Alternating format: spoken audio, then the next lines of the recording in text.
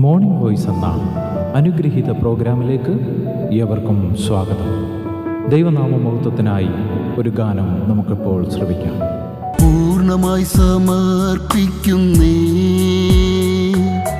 നാഥനെ എൻ ജീവിതത്തെ, നിൻ വചനത്താലെന്നെ എന്നും ആശീർവദിച്ചിടണമേ. നിൻ വചനത്താലെന്നെ എന്നും ആശീർവദിച്ചിടണമേ. ഇന്ന് വചനത്തിൽ നിന്ന് നമ്മോട് സംസാരിക്കുന്നത് കർത്താവിൻ്റെ ശ്രേഷ്ഠദാസൻ MG രാജൻ ആസാം. പ്രാർത്ഥനയോടെ ധ്യാനചിന്തകൾ ശ്രവിക്കാം. കർത്താവ് നമ്മളെ സഹായിക്കട്ടെ. മോർണിംഗ് വോയിസിൻ്റെ എല്ലാ കേൾവിക്കാർക്കും വീണ്ടും വരുന്നവനായ കർത്താവായ യേശു ക്രിസ്തുവിൻ്റെ നാമത്തിലുള്ള സ്നേഹ വന്ദനങ്ങളെ അറിയിക്കുകയാണ്. മലാക്കി പ്രവാചക പുസ്തകം 2-ാം അധ്യായം 10-ാം വാക്യം ഞാൻ വായിക്കുമ്പോൾ ദയവായി ശ്രദ്ധിച്ചാലും, നമുക്കെല്ലാവർക്കും ഒരു പിതാവല്ലോ ഉള്ളത്, ഒരു ദൈവം തന്നെയല്ലോ നമ്മെ സൃഷ്ടിച്ചത്. നമ്മുടെ പിതാക്കന്മാരുടെ നിയമത്തെ അശുദ്ധമാക്കേണ്ടതിന് നാം അന്യോന്യം ദ്രോഹം ചെയ്യുന്നതെന്തിന്? ഈ 10-ാം വാക്യത്തിൻ്റെ ആദ്യ ഭാഗത്തിൽ നമുക്കെല്ലാവർക്കും ഒരു പിതാവല്ലോ ഉള്ളത്, ഒരു ദൈവം തന്നെയല്ലോ നമ്മെ സൃഷ്ടിച്ചത് എന്ന് പറഞ്ഞിരിക്കുകയാണ്. വളരെ അനുഗ്രഹിക്കപ്പെട്ട ഒരു കാര്യം മലാഖി നമ്മളെ ഓർമ്മിപ്പിക്കുകയാണ്. ഒരു പിതാവ്, ഒരു ദൈവം, ഒരു സൃഷ്ടികർത്താവ്. ഒരു പിതാവ്, ഒരു ദൈവം, ഒരു സൃഷ്ടികർത്താവ്. 1-ാം അധ്യായത്തിൽ ഞാൻ അപ്പനെങ്കിൽ എന്നോടുള്ള ബഹുമാനം എവിടെ? അപ്പോൾ ഒരു പിതാവ് എന്ന നിലകളിലാണ് ദൈവം അവിടെ ഇസ്രായേലിനോട് സംസാരിക്കുന്നത്. അക്കാര്യം ആവർത്തിച്ച് നമുക്ക് വിശുദ്ധ വേദപുസ്തകത്തിൽ കാണാനായിട്ട് സാധിക്കും. ദൈവം ഒരു പിതാവിൻ്റെ സ്ഥാനത്തായിട്ട്. നമുക്കെല്ലാവർക്കും ഒരു പിതാവല്ലോ ഉള്ളത്. എന്താ പിതാവ് എന്ന് പറയുന്നത്? ഒരപ്പൻ്റെ സ്ഥാനം. ഒരപ്പനാണ് നമുക്കെല്ലാവർക്കും ഉള്ളത്, ഒരപ്പൻ. അപ്പോൾ നമ്മുടെ എല്ലാം അപ്പൻ ഒരാളാണ്. മറ്റൊരു വിധത്തിൽ പറഞ്ഞാൽ ഒരു ദൈവം. പിന്നെയോ ആ ഒരു ദൈവമാണ് നമ്മെ സൃഷ്ടിച്ചത്. അപ്പോൾ ഇവിടെ മലാഖി പറയുന്നത്, ദൈവങ്ങൾ പലതില്ല, സ്വർഗത്തിലെ പിതാവ് പലതില്ല, സൃഷ്ടിച്ചവനും ഏകനായ യഹോവയാണ്, പലരല്ല. ഒരു ദൈവം. അതാണ് മലാഖി വ്യക്തമായിട്ട് നമ്മെ ഓർമ്മിപ്പിക്കുന്നത്. പല ദൈവങ്ങളില്ല, പല സൃഷ്ടികർത്താക്കളില്ല, പല പിതാക്കന്മാരില്ല. നീ എൻ്റെ അപ്പനാണ് എന്ന് പറഞ്ഞ് മറ്റൊരാളുടെ പിന്നാലെ പോകരുത് എന്നാണ്. എനിക്ക് വേറെയും ദൈവമുണ്ട് എന്ന് പറഞ്ഞ് കാണുന്നതിനെയൊക്കെ നമസ്കരിക്കരുത്. എന്നെ സൃഷ്ടിച്ചത് യഹോവയാം ദൈവമല്ല, മറ്റൊന്നാണ്, വേറെ ഞാൻ എങ്ങനെയോ സൃഷ്ടിക്കപ്പെട്ടതാണ് എന്ന് പറഞ്ഞ് ദൈവത്തെ വിട്ടുപോകാനിടയാകരുത്. മലാഖി ആ കാര്യം ഇവിടെ വളരെ വ്യക്തമായിട്ട് ഓർമ്മിപ്പിക്കുകയാണ്. ഈ നാളുകളിൽ ഈ വാക്യത്തിന് വളരെ പ്രസക്തിയുണ്ട്. അനേക ആളുകളും ദൈവത്തെ തപ്പി നടക്കുകയാണ്. ഏതാണ് ദൈവം? ഏതാണ് സത്യം? കാരണം ലോകത്തിൽ ഒരുപാട് ദൈവങ്ങളാണ്. സൃഷ്ടിയെക്കുറിച്ച് മനുഷ്യൻ പരിണാമവാദത്തിലേക്ക് പോകുന്ന കാലഘട്ടം, അത് ഏകദേശമൊക്കെ അതിൻ്റെ ആ ചൂടും അതിൻ്റെ ആ പഠിപ്പീരുമൊക്കെ കുറേയൊക്കെ അവസാനിച്ചു. കാരണം മനുഷ്യൻ ചിന്തിക്കാൻ തുടങ്ങി എന്നുള്ളതാണ്. ഒരു കാലത്തത് യുവതീവാക്കന്മാരെ പിടിച്ചൊന്ന് കുലുക്കിയെങ്കിലും, അല്ലെങ്കിൽ അനേകരെ തെറ്റിച്ചുവെങ്കിലും, അത് ശരിയായിട്ടുള്ളതല്ല എന്ന് തിരിച്ചറിഞ്ഞ് അനേകർ സത്യത്തിലേക്ക് വരാൻ ഇടവന്നു എന്നുള്ളത് സ്തോത്രത്തോടെ ഓർക്കുന്നു. പ്രിയമുള്ളവരെ, വിശുദ്ധ വേദപുസ്തകം ഒരിക്കലും മറ്റൊരു ദൈവത്തെ കാണിക്കുന്നില്ല, അതിൻ്റെ അർത്ഥം മറ്റൊരു ദൈവമില്ല എന്നുള്ളതാണ്. വേറൊരു സൃഷ്ടികർത്താവ് അങ്ങനെയൊന്നില്ല. ഏകനായ ദൈവം, ആ ദൈവമാണ് നമ്മുടെ സൃഷ്ടികർത്താവ്. ഇവിടെ ഏകദൈവ വിശ്വാസത്തെയാണ് മലാഖി ചൂണ്ടിക്കാണിക്കുന്നത്. യെശയ്യാ പ്രവാചക പുസ്തകത്തിലേക്ക് നിങ്ങളുടെ ശ്രദ്ധയെ ഞാൻ ക്ഷണിക്കുക. 44-ാം അധ്യായത്തിൽ അതിൻ്റെ 6-ാമത്തെ വാക്യം, ഇസ്രായേലിൻ്റെ രാജാവായ യഹോവ, അവൻ്റെ വീണ്ടെടുപ്പുകാരനായ സൈന്യങ്ങളുടെ യഹോവ ഇപ്രകാരം അരുളി ചെയ്യുന്നു, ഞാൻ ആദ്യനും അന്ത്യനുമാകുന്നു, ഞാനല്ലാതെ ഒരു ദൈവമില്ല. ഞാൻ ആദ്യനും അന്ത്യനുമാകുന്നു, ഞാനല്ലാതെ ഒരു ദൈവമില്ല. യെശയ്യാവ് ഇത് വ്യക്തമായിട്ട് പറയുക.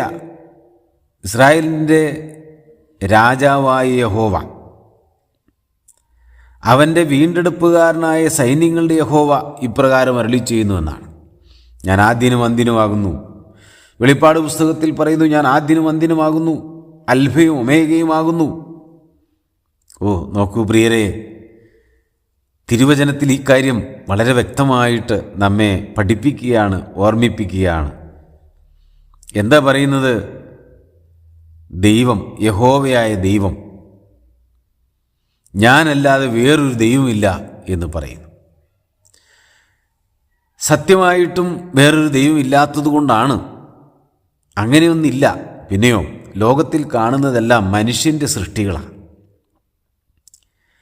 മനുഷ്യൻ ദൈവങ്ങളെ ഉണ്ടാക്കുന്നു.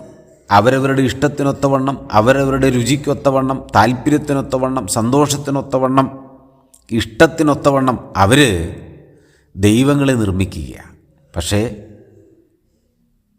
ദൈവം മനുഷ്യരാൽ നിർമ്മിക്കപ്പെട്ടവനല്ല. മനുഷ്യൻ്റെ ഇഷ്ടത്തിനൊത്തവണ്ണം സൃഷ്ടിക്കപ്പെട്ട ഒന്നല്ല ദൈവം. പിന്നെയോ, ആ ദൈവം സ്വയംഭൂവായ ദൈവമാണ്. ദൈവത്തെ ആരും ഉണ്ടാക്കിയതല്ല, ദൈവമുണ്ട്. അതുകൊണ്ടാണ് പറയുന്നത്, ഞാൻ ആദ്യനും അന്ത്യനുമാകുന്നു. ദൈവമാണ് ആദ്യം. ആ ദൈവമാണ് നമ്മുടെ സൃഷ്ടികർത്താവ്, നമ്മെ നിർമ്മിച്ചവൻ. ആ ദൈവമാണ് നമ്മുടെ എല്ലാം രക്ഷിതാവ്, വീണ്ടെടുപ്പുകാരൻ. ആ ദൈവത്തെക്കുറിച്ച് 43-ാം അധ്യായത്തിൽ, യെശയ്യാവ് 43-ാം അധ്യായം അതിൻ്റെ 15-ാമത്തെ വാക്യത്തിൽ, ഞാൻ നിങ്ങളുടെ പരിശുദ്ധനായ യഹോവയും ഇസ്രായേലിൻ്റെ സൃഷ്ടാവും നിങ്ങളുടെ രാജാവുമാകുന്നു എന്ന് പറയുക. അപ്പോൾ ഞാൻ പരിശുദ്ധനായ ദൈവമാണ്. ആ ദൈവം പറയുകയാണ്, ഞാൻ പരിശുദ്ധനാണ്, ഞാൻ സൃഷ്ടികർത്താവാണ്, ഞാൻ രാജാവാണ്. ഞാനതിങ്ങനെ പറയട്ടെ, ഈ ദൈവം വിശുദ്ധനായ ദൈവമാണ്, അതിവിശുദ്ധനായ ദൈവമാണ്. പിന്നെ ആ ദൈവം സകലത്തെയും സൃഷ്ടിച്ച സൃഷ്ടികർത്താവാണ്. ആ ദൈവം രാജാക്കന്മാർക്ക് മീതെ രാജാവാണ്, മഹാരാജാവായി വാഴുന്നവനായി, എന്നേക്കും വാഴുന്നവനായ ദൈവം. നോക്കണേ, ഈ ദൈവത്തിൻ്റെ മഹത്വം എത്ര വലുതാണ്. ഇവിടെ മലാഖി പറയുകയാണ്, നമുക്കെല്ലാവർക്കും ഒരു പിതാവല്ലോ ഉള്ളത്, ഒരു ദൈവം തന്നെയല്ലോ നമ്മെ സൃഷ്ടിച്ചത് എന്ന്. ഒരു പിതാവ്, ഒരു ദൈവം, ഒരു സൃഷ്ടികർത്താവ്. റോമർക്കെഴുതിയ ലേഖനത്തിലേക്ക് നിങ്ങളുടെ ശ്രദ്ധയെ ഞാൻ ക്ഷണിക്കുകയാണ്. അതിൻ്റെ 5-ാം അധ്യായത്തിൽ ഇങ്ങനെ വായിക്കുന്നു, 17-ാമത്തെ വാക്യം. അവിടെ വായിക്കുന്നു, ഏകൻ്റെ ലംഘനത്താൽ മരണം ആ ഏകൻ നിമിത്തം വാണുവെങ്കിൽ കൃപയുടെയും നീതിദാനത്തിൻ്റെയും സമൃദ്ധി ലഭിക്കുന്നവർ യേശുക്രിസ്തു എന്ന ഏകൻ നിമിത്തം ഏറ്റവും അധികമായി ജീവനിൽ വാഴും. യേശുക്രിസ്തു എന്ന ഏകൻ, അപ്പോൾ ഏകരക്ഷിതാവ്. റോമർക്കെഴുതിയ 3-ാം അധ്യായം അതിൻ്റെ 30-ാമത്തെ വാക്യത്തിൽ ദൈവം ഏകനല്ലോ എന്ന് അവിടെ രേഖപ്പെടുത്തിയിരിക്കുക. ദൈവം ഏകനാണ്, വേറെ ആരുമില്ല, ഒരേ ഒരു ദൈവം. യഹൂദനും അതുപോലെ ആ അന്യജാതിക്കും സകലർക്കും ഒരേ ഒരു ദൈവം എന്ന് പറഞ്ഞാൽ സകലത്തിൻ്റെയും ഉടയവൻ ഒരുവൻ, ഒരു ദൈവം. ആ ദൈവം ഏകൻ നിമിത്തം എന്ന് പറഞ്ഞാൽ ആ ഏകനായവൻ ആരാ? ആ ദൈവമാണ് കർത്താവായ യേശു ക്രിസ്തു. ഏകദൈവം അതാരാ?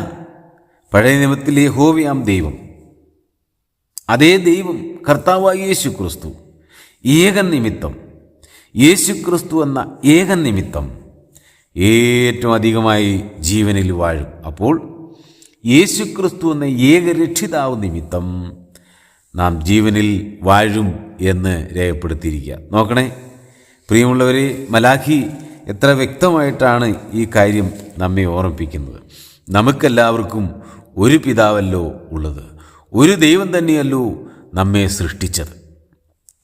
ഒരു കാര്യം കൂടി പറഞ്ഞ് മുമ്പോട്ട് പോകാനായിട്ട് ഞാൻ ആഗ്രഹിക്കാം. നാം ഇവിടെ കാണാനായിട്ട് ഇടയായി ദൈവം ഏകനാണ്. പല ദൈവങ്ങളില്ല, ഒരു ദൈവം മാത്രമേ ഉള്ളൂ, ഒരു സൃഷ്ടികർത്താവ് മാത്രമേ ഉള്ളൂ. അപ്പോൾ നമ്മളെല്ലാം സകലത്തെയും സൃഷ്ടിച്ചത് ആ ഒരു ദൈവമാണ്. ആ ദൈവം കർത്താവായ യേശു ക്രിസ്തുവാണ്. ആ ദൈവമാണ് സകല മനുഷ്യൻ്റെയും പാപത്തിൻ്റെ പരിഹാരത്തിന് വേണ്ടി കാൽവറിയിലെ ക്രൂശിൽ തൻ്റെ പ്രാണനെ നൽകി നമ്മെ രക്ഷിച്ചത്.